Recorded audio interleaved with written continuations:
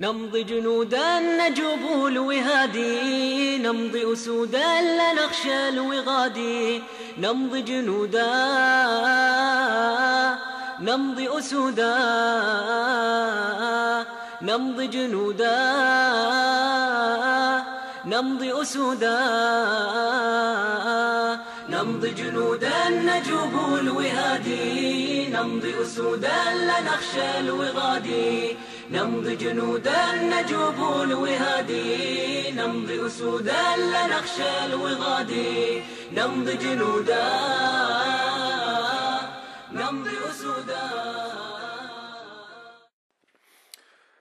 Assalamu alaikum wa rahmatullahi wa barakatuh. Paix sur ceux qui suivent la guidée, paix et bénédiction sur le prophète sallallahu alayhi wa sallam, sur ses compagnons, ses amis, sa famille, ainsi que sur tous ceux qui le suivront de bonne foi jusqu'au jour du jugement.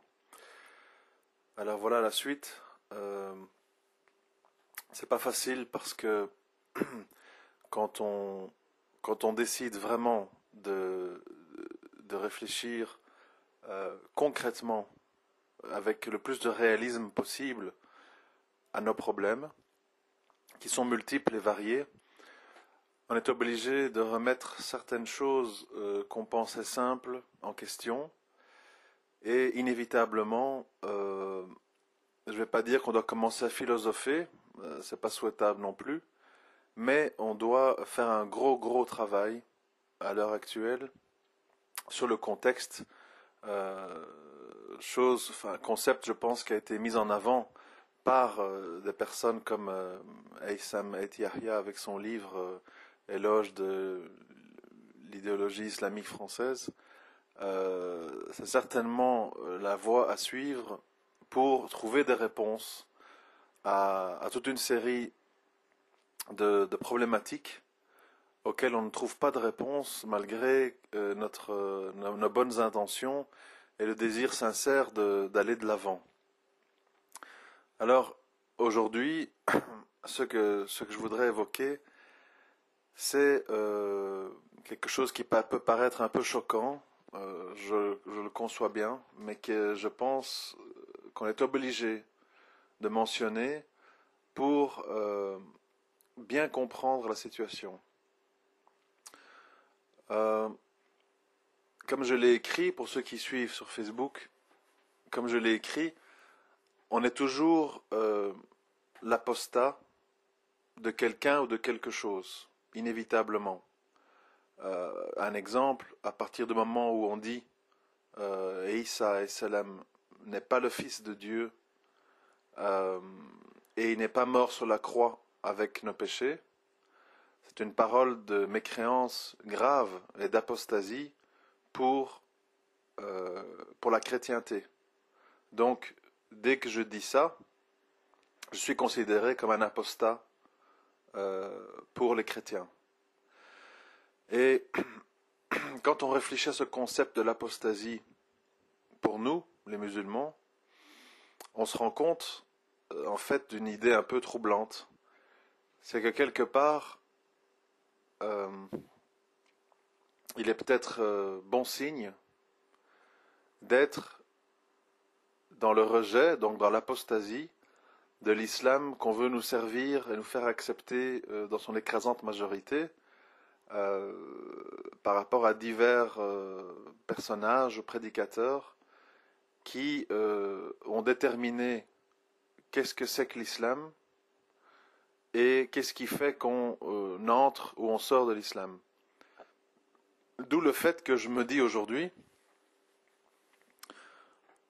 est-ce que c'est très étonnant que des jeunes ou des moins jeunes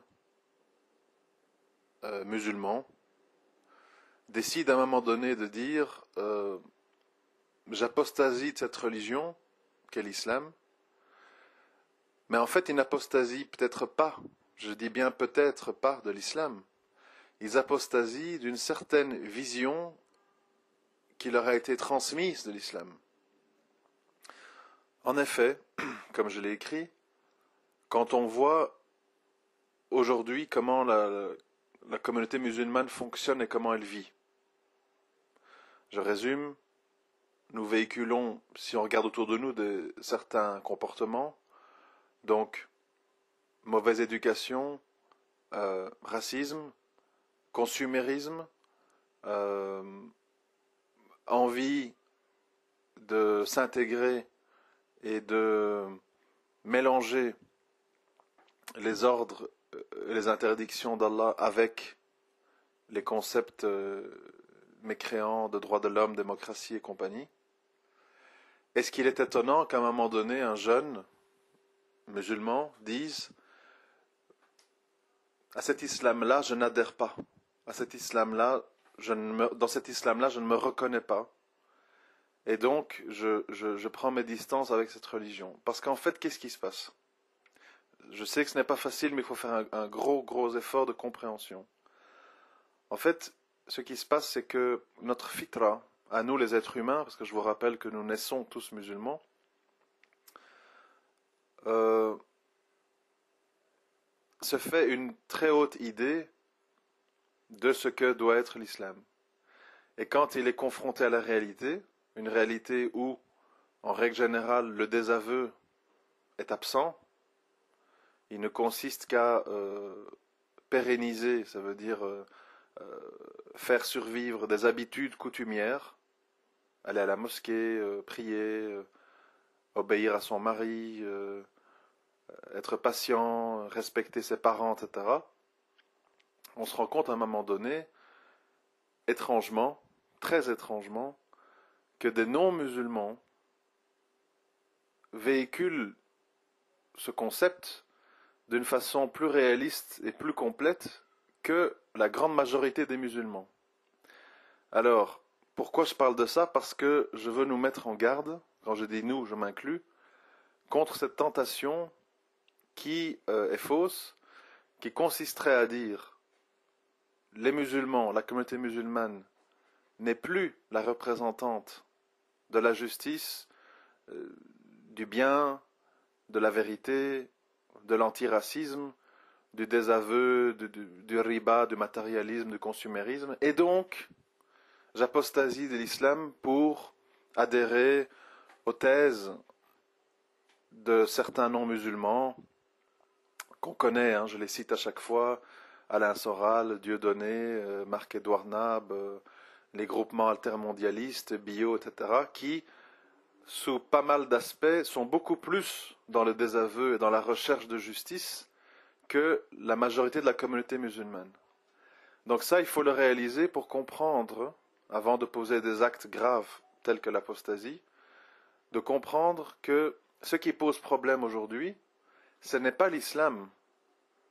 L'islam est incontestablement une religion de vérité, une religion complète, une religion sans aucune mesure comparable aux autres religions, tellement elle est complète, vraie, pure et d'aucune manière critiquable sous aucun aspect. Mais de comprendre que malheureusement, la plupart des musulmans, la plupart des gens dans nos familles qui se disent musulmans n'ont pas compris, n'ont pas intégré les idées profondes véhiculées par le message de l'islam. Ils se sont contentés d'être dans une logique de permis, pas permis, bien, pas bien, et d'un islam très lié aux apparences et à la recherche du bien-être sur terre.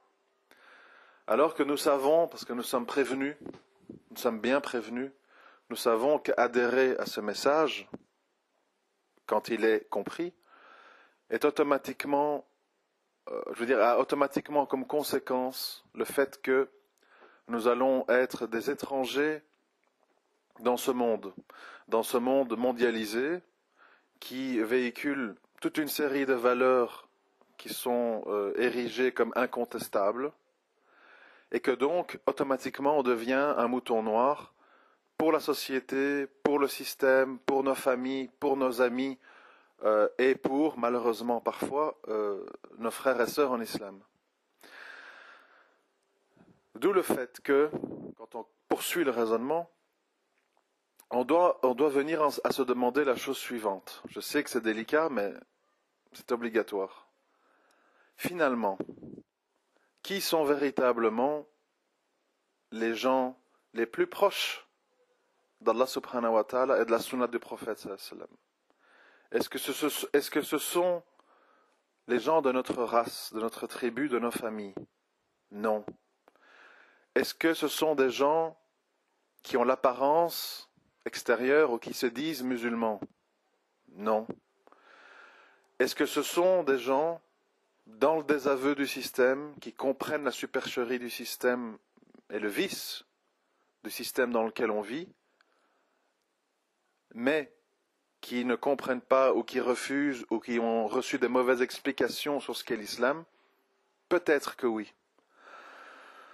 Dans le sens que, voilà pourquoi je réalise aujourd'hui plus que jamais auparavant que les fondations premières de cette religion, le tout premier pas à poser dans cette religion, c'est le désaveu. Je sais que je l'ai déjà dit, mais aujourd'hui, avec l'expérience, l'observation, la réflexion, je réalise à quel point c'est un concept à comprendre et à intégrer pour ne pas tomber dans des jugements rapides, superficiels et faux. Effectivement, aujourd'hui, on vit une époque de désordre, de fitna, où le faux est mélangé au vrai, et où, par fainéantise, par laxisme, par manque de courage, on n'ose pas remettre tout ça en question pour pas se retrouver dans une situation de peur, d'isolement et d'incompréhension.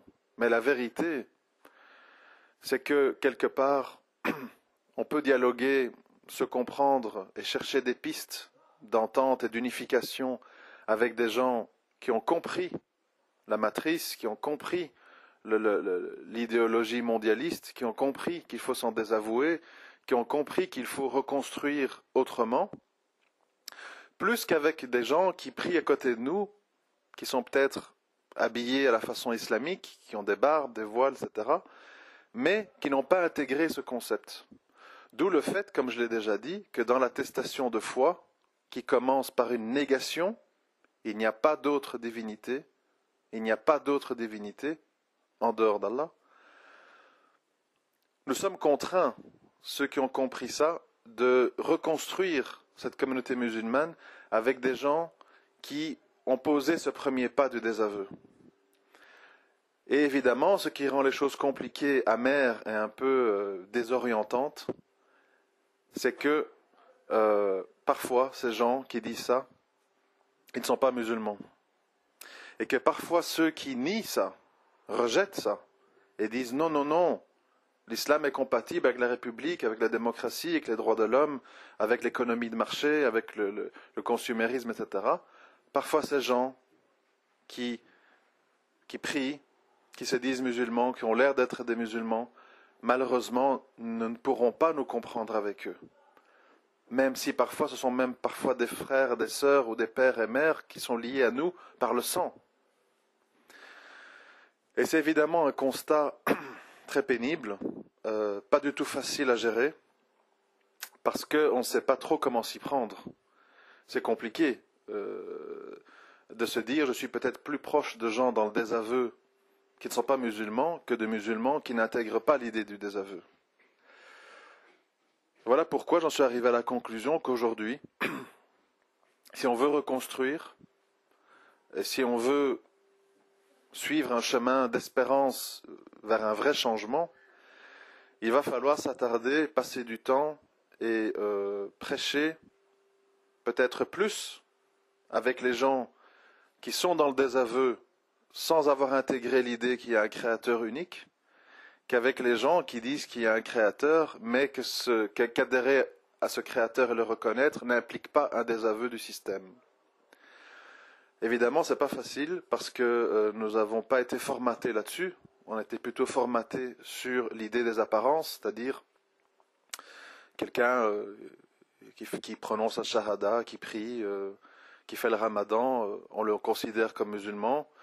Et quelqu'un dans le désaveu, mais qui ne pratique pas, ou n'a pas l'air, ou n'a pas compris, on le rejette en disant mécréant, égaré, etc., etc.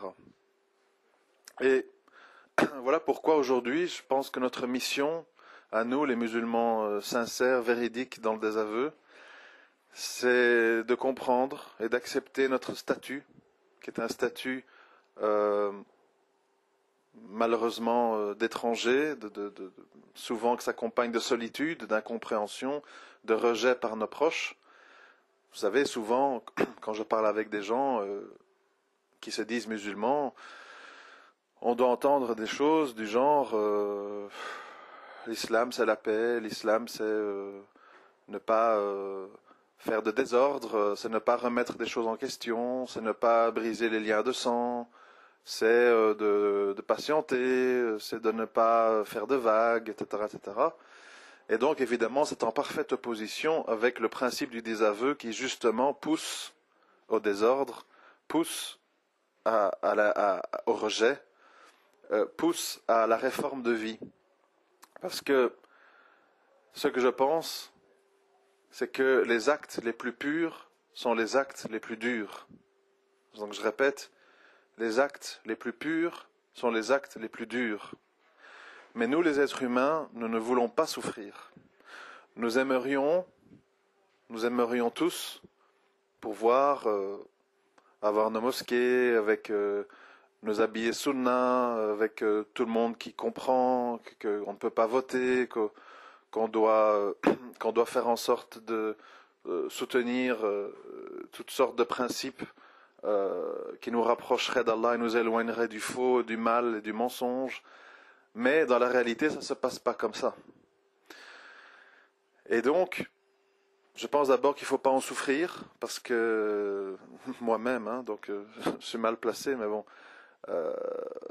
on doit accepter cette idée que nous ne sommes pas au paradis. Nous ne sommes pas ici pour vivre des contes de fées. Nous sommes confrontés à une réalité très dure, très complexe, face à une idéologie ultra dominante qui a tout infiltré, qui pousse parfois nos proches contre nous, qui estiment que nous sommes fous, que nous sommes intégristes, que nous avons une vision de l'islam conflictuelle, que on devrait arrêter de se casser la tête et simplement faire notre place dans cette société en faisant des études, en gagnant de l'argent, en envoyant nos enfants pour contrebalancer tout ce qu'ils vivent le samedi matin dans des classes d'arabe ou apprendre le Coran, etc. Parce que pourquoi les gens disent ça et pourquoi les gens rejoignent les rangs de prédicateurs, d'idéologues tels que Tariq Ramadan et d'autres, sans vouloir stigmatiser, parce qu'il y a plein d'autres gens qui vont dans le même sens, on ne va pas tous les citer, Tarek Obro et compagnie.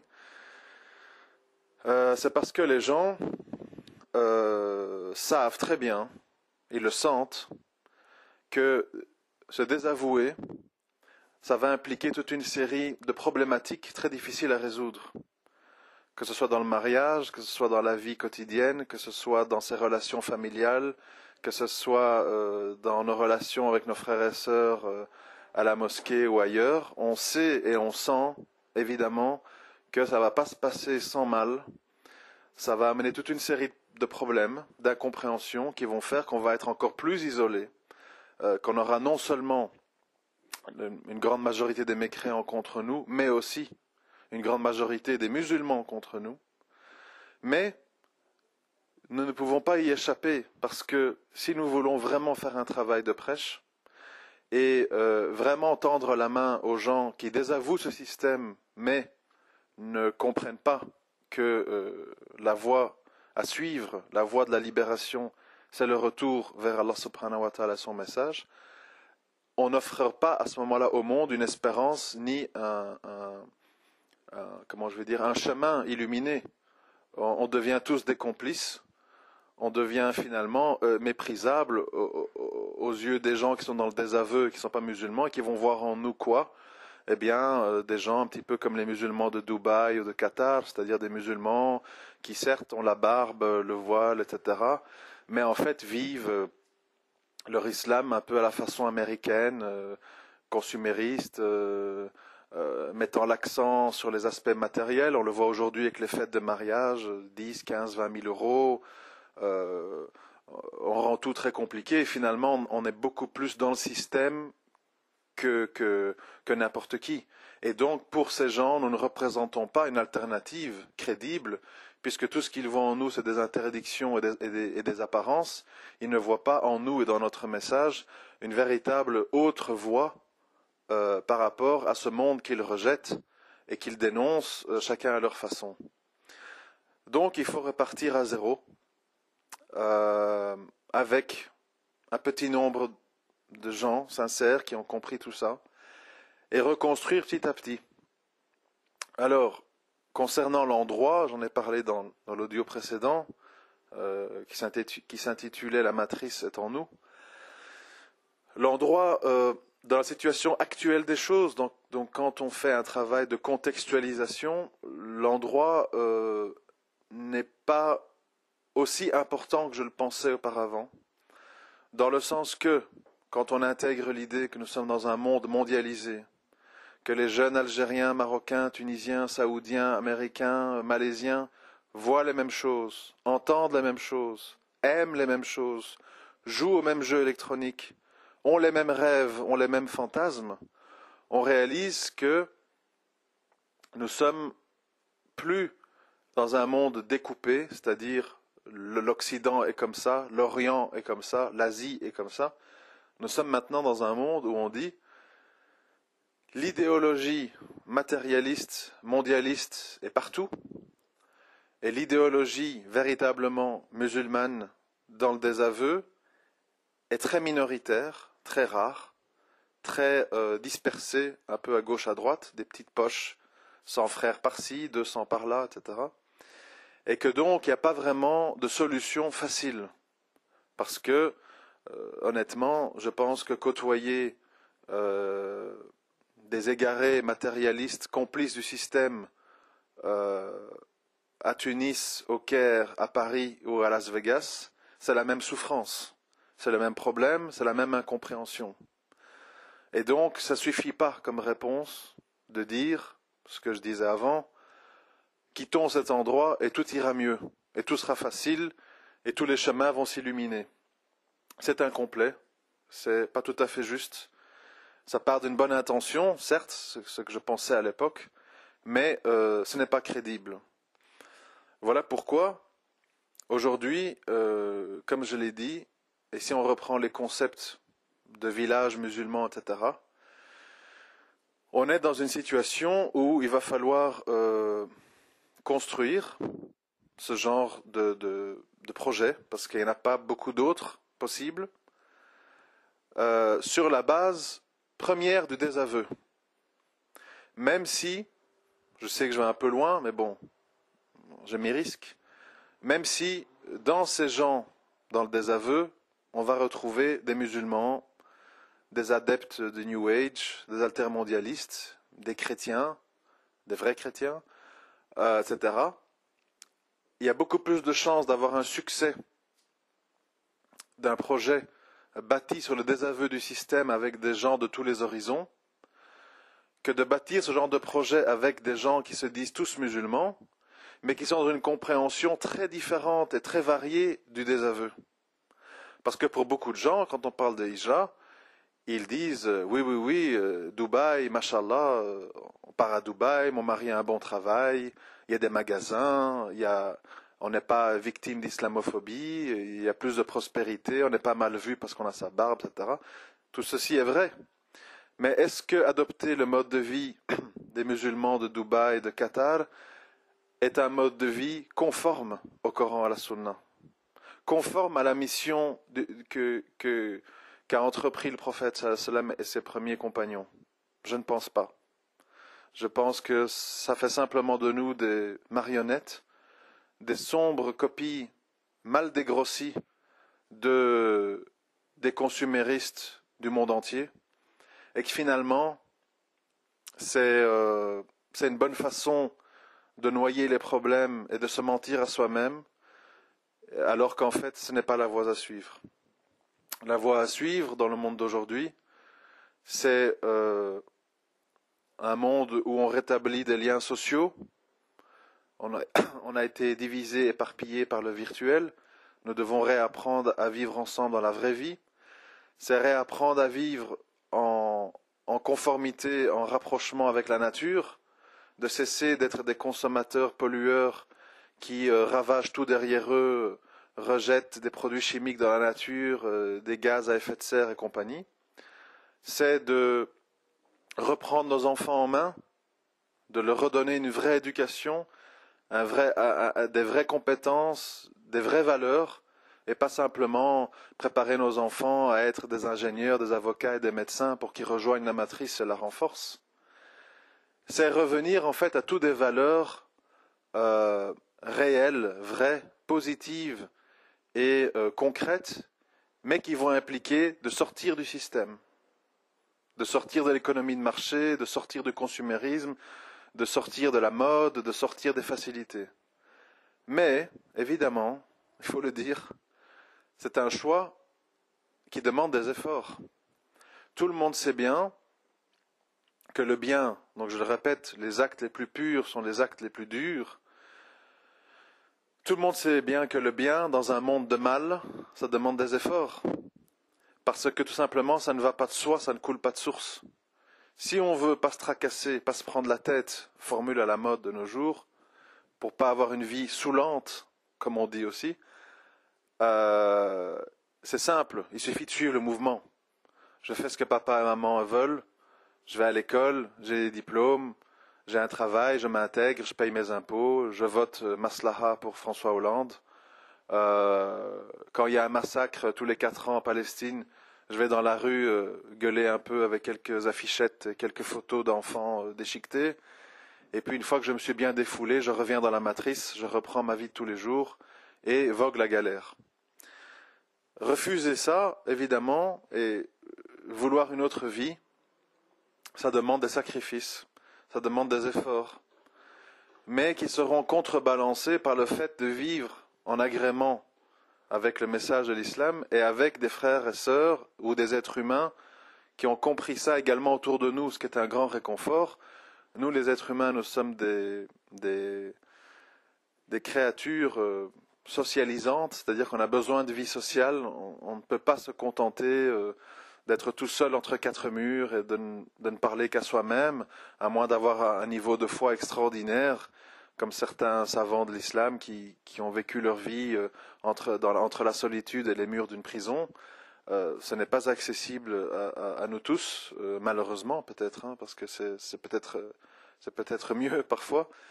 Donc nous sommes contraints, nous avons le besoin de partager, de vivre, de communiquer, de pouvoir nous faire comprendre et de ne pas toujours être dans une relation conflictuelle avec les gens. Il y a des gens, je ne sais pas comment ils tiennent le coup, ils sont en conflit avec leurs parents, ils sont en conflit avec leurs professeurs, ils sont en conflit avec la société dans laquelle ils vivent, ils sont en conflit avec leurs voisins, ils sont en conflit avec leur famille au bled, ils sont en conflit avec tout le monde tout simplement parce qu'ils sont entourés H24 de gens qui ne comprennent pas que l'islam est la religion du désaveu, est le mouvement idéologique révolutionnaire par excellence. Et donc, évidemment, ça fait que nos vies, entre guillemets, je dis bien entre guillemets, deviennent un enfer, parce que l'être humain n'est pas conçu pour tout le temps vivre dans l'incompréhension, dans les cris, dans les disputes, dans les justifications, dans le mal-être, dans l'isolement. L'être humain a besoin d'apaisement, l'être humain a besoin de compréhension, l'être humain a besoin de dialogue. Ou sinon, ça se termine comment? Comme je l'ai souvent dit, ça se termine par des suicides, ça se termine par des profondes dépressions, ça se termine par le fait de baisser les bras, dire c'est trop dur, j'en peux plus, tant pis, je suis le mouvement. Et donc c'est une défaite. Pour éviter cette défaite, pour éviter toutes ces épreuves, ces incompréhensions, il va falloir faire des choix. Et il va falloir faire ces choix avec des gens qui ont intégré tous ces concepts.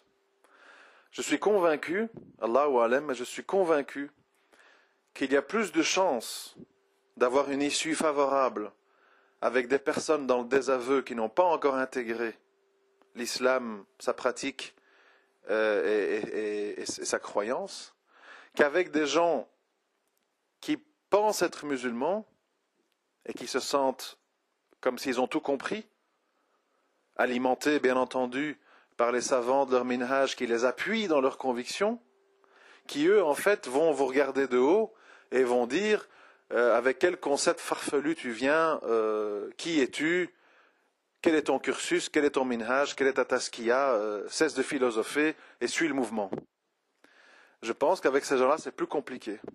Et donc nous nous retrouvons dans la situation suivante, c'est que malheureusement on est peut-être contraint, pour ne pas finir fou et tout seul, de devoir construire des ponts de communication et d'entraide avec des gens sur la base du désaveu. Alors, bien sûr, je n'ai pas dit que c'est tout rose et que c'est facile et que je ne fais pas d'erreurs, etc. Ce ne sont que des pensées personnelles qui sont critiquables, discutables, ouvertes au débat, bien sûr. Mais je commence de plus en plus à être convaincu que c'est un chemin qui est plus ou moins le plus valable vu le contexte dans lequel on est. Ça demande des remises en question. Ça demande de pouvoir fermer les yeux sur certains comportements ou certaines choses. Je prends un exemple qui me vient à l'esprit comme ça. Si vous rencontrez quelqu'un dans le désaveu, qui a bien compris tout ce qu'on a raconté ici depuis le départ, mais qui est encore dans la musique, à faire du rap ou je ne sais pas quoi, etc., il faut se demander à un moment donné qu'est-ce qui est plus grave. Le fait que cette personne est encore dans la musique et le rap, ou bien quelqu'un qui n'est plus dans la musique mais qui ne comprend pas le désaveu et qui au contraire le combat et le rejette. Qu'est-ce qui est plus grave dans la balance? Et on est obligé, je sais que beaucoup de frères n'aiment pas entendre ça, je m'excuse auprès d'eux, mais je dois dire ce que je pense être mon devoir de dire. On est obligé à un moment donné de choisir justement le moindre mal, c'est-à-dire de faire prévaloir des priorités. Et la priorité, c'est d'élaborer des projets avec des gens qui veulent une société alternative à celle dans laquelle on vit. Même si pour ça, on doit s'accommoder de certaines différences. Après tout, dans le Coran, on nous dit « à toi ta religion, à moi ma religion », c'est-à-dire qu'il y a très bien moyen de travailler sur des projets communs et puis chacun, a sa foi et sa vision des choses. Mais très certainement, nous aurons plus de possibilités de nous faire comprendre dans nos prêches sur l'islam avec des gens qui ont intégré le désaveu, qu'ils soient anarchistes, altermondialistes, antisionistes, je ne sais pas quoi, plutôt qu'avec des gens, je vous dis, sur lesquels on a des points communs dans la pratique et dans les apparences religieuses, mais dans lesquels le fond pose problème. Parce qu'aujourd'hui, si nous sommes tellement divisés, frères musulmans, néo-salafis, salafis djihadistes, habash, soufis, néo-soufis, etc., c'est parce qu'il y a justement une incompréhension à la base de ce qu'implique ce désaveu. C'est là le point de déchirement. On le voit également dans les familles. Dans les familles musulmanes, on est dans le conformisme absolu, c'est-à-dire il faut faire un mariage fastueux, il faut aller à la mairie, il faut épouser quelqu'un qui a un bon travail, et il faut fermer les yeux sur l'idéologie de la personne. D'ailleurs, moins il est dans le désaveu, mieux c'est. Comme ça, notre fille trouvera un environnement familial stable, avec quelqu'un qui ne fera pas de vagues et qui va s'intégrer à la société. Donc eux, ils vont en sens inverse. Il faut bien comprendre ça. Il faut bien comprendre, c'est ça qui est compliqué, c'est que certaines personnes qui ont notre foi vont en sens inverse, et certaines personnes qui n'ont pas notre foi vont dans le même sens. Et ça rend tout très compliqué, mais on ne peut pas se faire l'économie que d'accepter et de méditer là-dessus. Il faut beaucoup réfléchir sur tout ça, parce que vouloir botter en touche en disant « ouais mais non, ce qui compte c'est qu'en apparence on est tous musulmans et on prie », on en arrive à ce qu'on vit aujourd'hui, c'est-à-dire des couples qui s'entre-déchirent, des minhages qui s'insultent, qui s'envoient des rats contre rats, etc. Parce que justement, il n'y a pas cette compréhension du départ du désaveu. Désaveu qui n'est pas que barbe, pas barbe, hijab, sitar ou niqab, etc.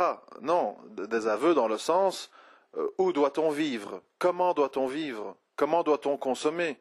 Vous savez, à l'époque, en 2003, ça remonte à 10 ans, Bon, de nouveau, j'étais trop en avance, c'est un vrai problème. Suite au massacre de Jenin, j'avais lancé une marque de vêtements alternative parce que je ne supportais plus de voir tous nos jeunes habillés avec des marques américaines pendant que ce même pays finançait le massacre de nos frères et sœurs.